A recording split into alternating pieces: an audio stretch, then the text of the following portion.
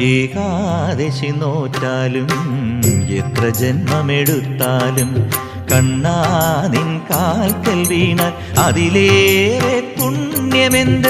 കണ്ണാ നിൻ കാൽക്കൽ വീണാൽ അതിലേറെ പുണ്യമെന്ത്. ഏകാദശി നോറ്റാലും എത്ര ജന്മമെടുത്താലും കണ്ണാ നിൻ കാൽക്കൽ വീണാൽ അതിലേറെ പുണ്യമെന്ത്. കണ്ണാ നിൻ കാൽക്കൽ വീണാൽ അതിലേറെ പുണ്യമെന്ത്.